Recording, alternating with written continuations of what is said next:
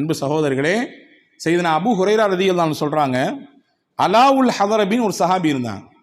அலாவுல் ஹதரமி எக்கச்சக்கமான அற்புதங்களை காண்பிச்சவர்.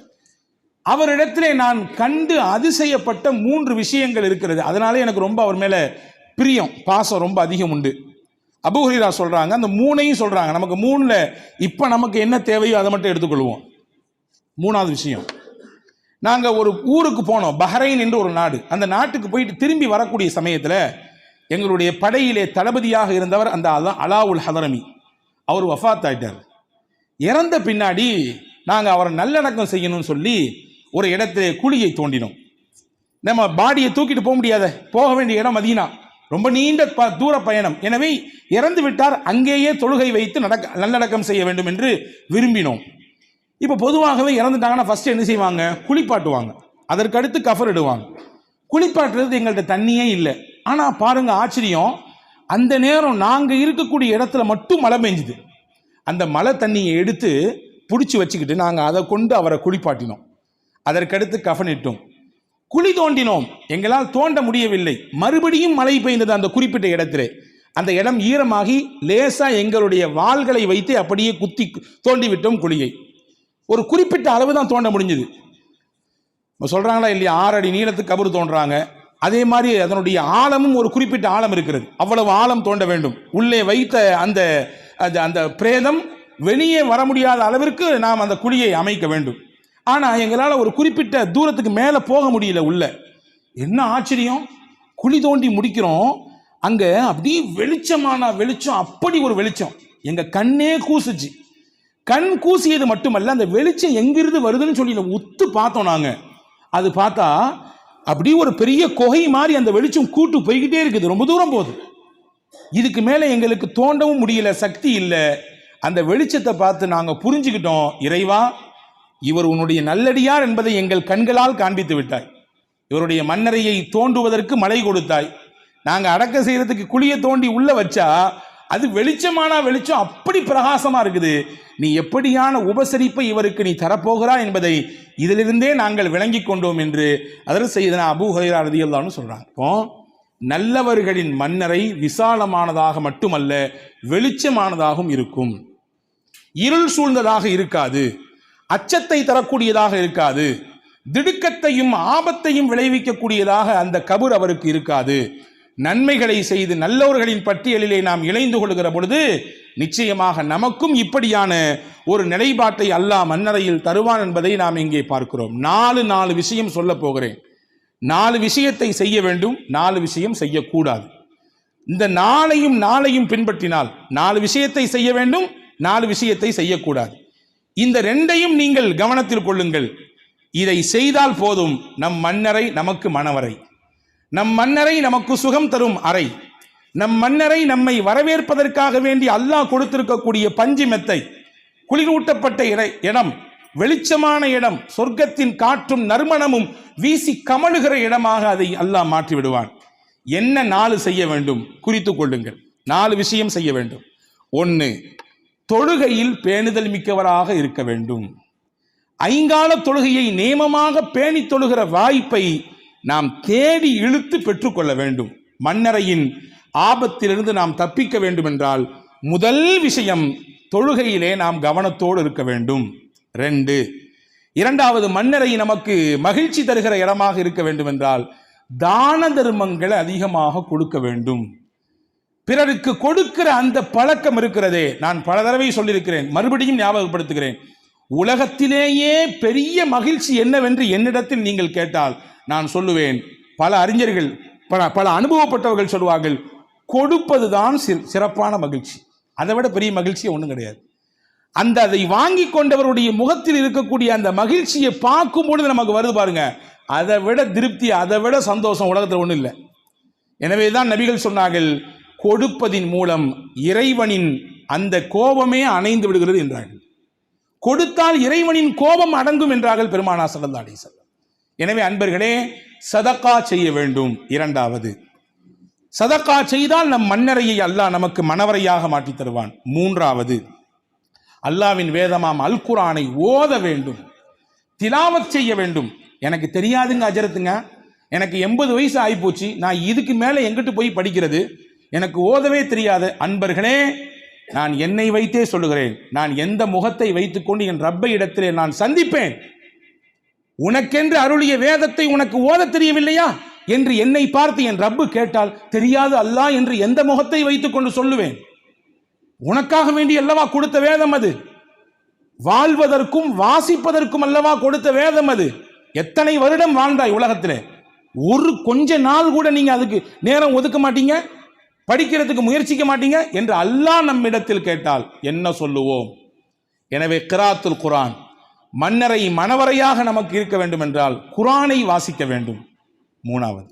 4வது கஸ்ரத்து தஸ்பீஹ், அதிகமாக அல்லாஹ்வை துதிக்க வேண்டும், அவனை ஜபிக்க வேண்டும், அவனை நினைவு கூற வேண்டும். உங்களுக்கு என்ன தெரியுமோ சொல்லுங்கள். சுப்ஹானல்லாஹ் தான் தெரியும், சொல்லுங்கள். அல்ஹம்துலில்லாஹ் தெரியும், சொல்லுங்கள். லா இலாஹ இல்லல்லாஹ் சொல்லுங்கள்.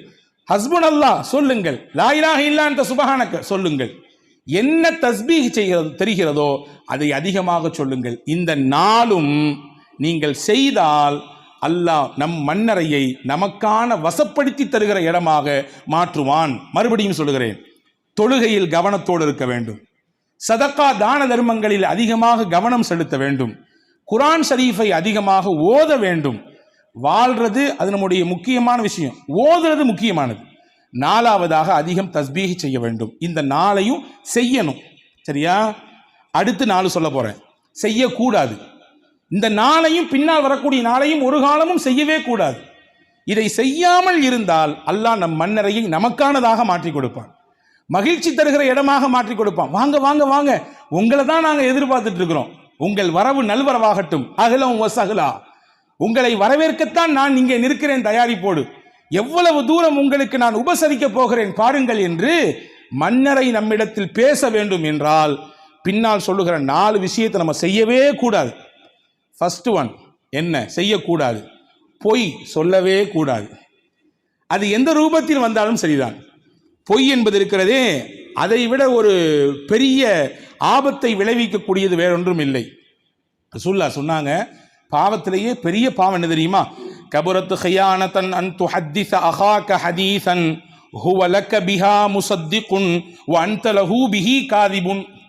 நீ ஒரு செய்தி உன்னுடைய நண்பர்கிட்ட சொல்றா, உன்னுடைய சகோதரரிடத்திலே பேசுகிறாய், பேசும் பொழுது அவர் உன்னை நல்ல விஷயம் சொல்றார் போல தெரியுது, உண்மையா பேசிட்டு இருக்காரு என்று அவர் உன்னை உண்மைப்படுத்துகிறாய், ஆனால் நீ பொய்யை அப்படியே கட்டவிழ்த்து விட்டு கொண்டிருக்கிறாய். அவர் உன்னை நம்புறாரு, ஆனா நீ பொய் முகத்தை அவரிடத்திலே காண்பித்துக் கொண்டிருக்கிறாய். இதை விட பெரிய பாவம் ஒன்றும் இல்லை. நாங்கள் ஸல்லல்லாஹு அலைஹி வஸல்லம், பொய் என்பது இருக்கிறதே நம்முடைய ஈமானை அப்படியே கரைத்து விடும், ஈமானுக்கு மிகப்பெரிய சேதாரத்தை தரக்கூடிய. எனவே தான் அல்லாஹ் அல் குர்ஆனிலே சொன்னான், யா அய்யுஹல்லதீன ஆமனுத்தகுல்லாஹ் வ கூனூ மஅஸ் ஸாதிகீன். ஈமான் கொண்ட நல்ல மக்களே, நீங்கள் அல்லாஹ்வை பயப்படுங்கள். சொல்லிட்டு அல்லாஹ் நிப்பாட்டல, வ கூனூ மஅஸ் ஸாதிகீன், உண்மையாளர்களோடு சேர்ந்திருங்கள்.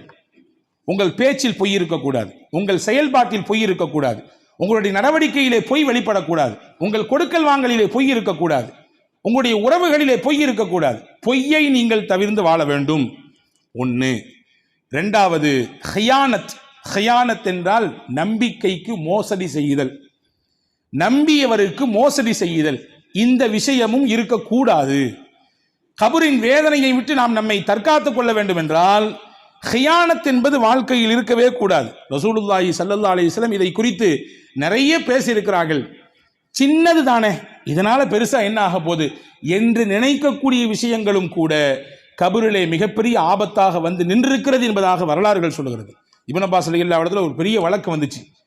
ஹஜ்ஜிக்கு போனாங்க ஒரு கூட்டம், அந்த கூட்டத்தை ஒருத்தர் இறந்து போயிட்டாரு. அவரை அடக்கம் செய்யணும்னு குழியை தோண்டினா அங்க ஒரு கருநாகம் அப்படியே சுத்திக்கிட்டு இருக்குது குழிக்குள்ள. அதை மூடி இன்னொரு குழியை தோண்டினாங்க, அங்கேயும் இன்னொரு கருநாகம், இன்னொரு குழியை தோண்டினா அங்கேயும் ஒரு கருநாகம். என்ன பண்றதுனே புரியல. நேரம் அந்த குழு பாடியை தூக்கிட்டு இப்னு அப்பாஸ் ரலியல்லாஹு போயிட்டாங்க. அப்துல்லா இப்னு அப்பாஸ் ரலியல்லாஹு கேட்டாங்க இந்த மாதிரி செய்தி. இப்னு அப்பாஸ் சொன்னாங்க, அந்த 3 குழியில ஏதாவது ஒரு குழியில் அவரை அடக்கிடுங்க. ஏன்னா நீங்க இவரை தூக்கிட்டு பூமி முழுக்க தோண்டினாலும் எல்லா இடத்துலையும் பாம்பு வரதான் செய்யும் அப்படின்னு சொல்லி விட்டுட்டாங்க. இந்த குழு ஹஜ் எல்லாம் செஞ்சு முடிச்ச பின்னாடி ஊருக்கு போச்சு. ஊருக்கு போகும்பொழுது அந்த குடும்பத்தார்கிட்ட விசாரிச்சாங்க, அந்த பெண்கள்கிட்ட கேட்டாங்க, வீட்டு மனைவிட்ட கேட்டாங்க, உங்க வீட்டுக்காரர் என்னங்க செஞ்சாரு? வியாபாரம் பண்ணாரு. சரி, வியாபாரத்தில் சரியா இருந்தாரா? ஏதோ இருந்தார். என்ன குறை அதை சொல்லிடுங்க. இல்லை, கோதுமை வியாபாரம் பண்ணாரு, டெய்லி போவார், கடைக்கு போவார், விற்பனை பண்ணுவார், வந்துடுவார். வரும்பொழுது எனக்கும் எங்கள் குடும்பத்துக்கும் தேவையான அந்த கோதுமையை கொஞ்சம் எடுத்துகிட்டு வந்துடுவார். வந்த பின்னாடி அந்த மூட்டையில் மிச்சத்தை போடணுமே, குறையுமே. அப்போ என்ன செய்வார், எங்கள் வீட்டில் இருக்கக்கூடிய ரொம்ப கெட்டுப்போன கோதுமையை கொஞ்சம் எடுத்து போய் அதை போட்டு கலந்துருவார். மறுநாள் கொடுக்கும்போது என்ன தெரிய போகுது, ஒரு 25 கிலோ மூட்டையில் ஒரு ஒரு ஒரு 1 கிலோ மட்டும் கோதுமை ஒரு கெட்டுப்போனதை கலந்தா பெருசாக என்ன தெரிய போகுது அப்படின்ற எண்ணத்தில் இப்படி செஞ்சிருவார். இப்படி ஒரு சில நாட்கள் செய்திருக்கிறார்.